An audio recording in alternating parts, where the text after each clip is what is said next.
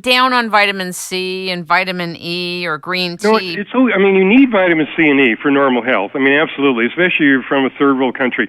You need those two vitamins. You need vitamin D3 also. But those aren't strong radical scavengers, see. Those are just, you just need a certain sufficient level of those. What you need is strong free radical scavengers. And that's what my book is about, and that's what my formula is about too. My ACF 228 formula that contains strong free radical scavengers that I patented, and one of them is called NDGA, nordihydroguaiaretic acid, which is a strong free radical scavenger, and that's much more strength than this vitamin C or ER. Which only give you a limited amount of protection against free radicals. When you've done a critical amount of research and you've had these discoveries, when you begin to formulate your own product, there are some people that sometimes may have resistance to listening to somebody who's formulated their own products, but you have a lot of things in this product in ACF 228. You have selenium, you have catalase, you have BHT, L-carnosine and DMSA. Oh yeah, I mean I could go on for hours about these different ingredients. But for one, I mean after the age of 45 or 50, you start losing catalase and superoxide dismutase, your two primary enzymes in the body that defend you against free radicals. And so I've included in this formulation is catalase, and I've included a lot of other what I consider to be strong antioxidants versus the weak antioxidants of vitamin C and E. You're very much for testing blood, saliva, and urine, but you're really a proponent of the 24-hour urine test, and I want you to explain why. Well, especially for women. I mean, women often have a wide variety of problems. I've talked to a lot of women that might have 10 or 15 medical problems, and they're in middle age or older. And so they really need extensive analysis of what's really going on. It's not enough to go to the doctor and for free be tested for 6 or 7 hormones. The urine analysis tests them for 30 different hormones. They need to be tested for 30 different hormones with a urine analysis. They need both blood work and the urine work, and then they need they need a competent physician who understands and can visually analyze and question women especially, to get to the bottom of their problems and not just give them some temporary remedy that solves one effect they're having. Are you talking about, for example, when you do the 24-hour urine test, you say you look at least 29 hormones and their metabolites. Why don't you do the same thing for men, for example? Well, when men are a lot simpler. I mean, men usually only have one hormone, testosterone, that runs amok, and that's easy to resolve by giving them some testosterone. But women have these multiple hormone systems that they depend upon for good health. And also, I mean, these wonderful hormones that women have, the estrogens, for example, they allow women to live to over 100 years of age, where men don't live to over 100 years of age. That 98% of the people who live to 100 or over 100 are women, because they have superior hormones to men. But they're very complicated, their hormones, and they need to be thoroughly analyzed, like with a 30, like I said, a 30 different hormone analysis from a urine test. I have to tell you 2 things. One is that when my father was in his late 70s, he was dealing with the fact that my mother had Alzheimer's. And prior to that, he had prostate cancer. He got rid of it, but he was so depressed in his 70s, depressed about my mother, his wife, and he was very depressed in general. And I said to him, you need to go to an anti-aging doctor because you're missing hormones. And unless you get these hormones checked, this is going to continue to go on. It turned out that he died at 79 because he wanted to. That's the thing. I mean, it's self-fulfilling. It's a catch-22 that if you don't get your hormones corrected, then you become very depressed. And not everybody, but some people, especially men, do. And it's the Walter Matthau grumpy old man syndrome, you could call it.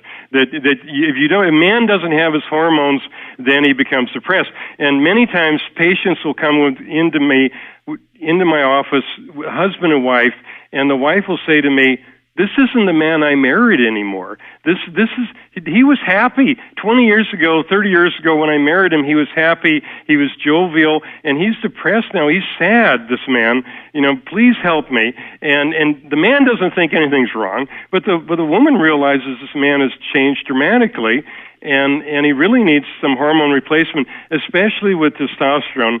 And then all of a sudden, during the last 2 years, it became all right, according to conventional medicine, to give men testosterone replacement now. And the reason is the faculty of the Harvard Medical School has proclaimed in a book now, in a recent book from last year, that it's okay to give men testosterone. Their formal spokesman is a professor at Harvard, Professor Abraham Morgenthaler. And Morgenthaler has even treated men with prostate cancer, giving them testosterone, thus overturning another myth that testosterone causes cancer, which is incorrect. And so all of a sudden, even conventional medicine recognizes that men need testosterone. But it's not always that simple. Men might need other things besides testosterone. That might not be enough to remedy their problems. And the sad thing is that if you go to a conventional endocrinologist, they won't know what to do because they're used to endocrinologists. They had testosterone supplementation in school 20 or 30 years ago, but basically today they're only treating the epidemic in diabetes in this country, and they don't really know how to treat other hormone problems other than thyroid and diabetes.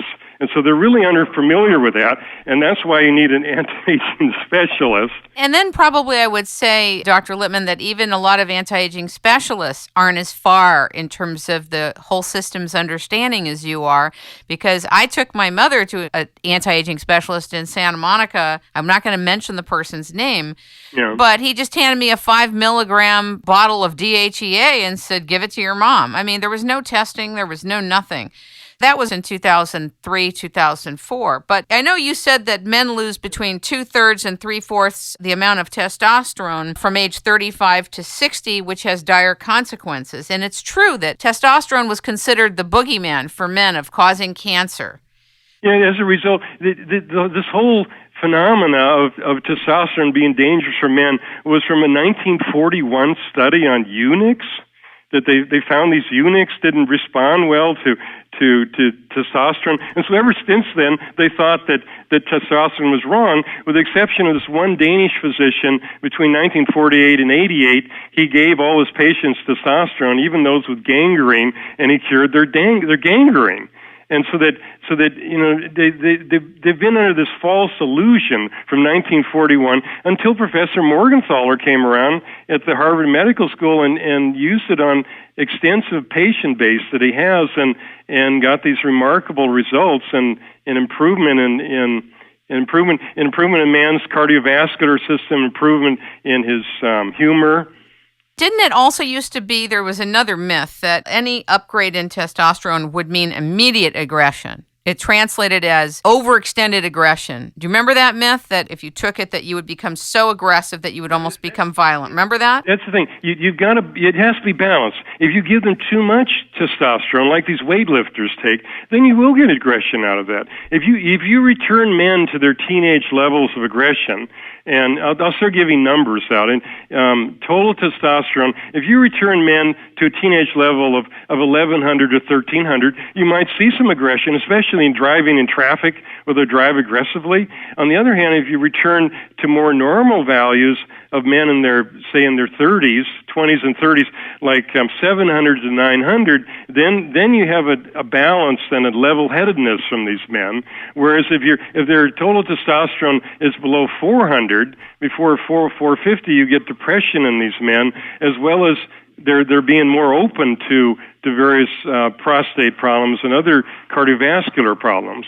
What about women and testosterone? I know that there are some anti-aging doctors that are giving very mild doses of 5 milligram in women. Talk about that. Yeah, that women need about 1/20th of the amount of testosterone that men need. And, just for a woman to be assertive, just to be a little bit assertive, so she isn't totally passive, she needs a 1/20th the amount of testosterone. So what that typically means is the gynecologist will give her a little pea of androgel, maybe there's 1 to 3 milligrams, where a man is taking 75 or maybe even 100 milligrams a day. The women will be taking 1 to 3 milligrams a day. You say a tiny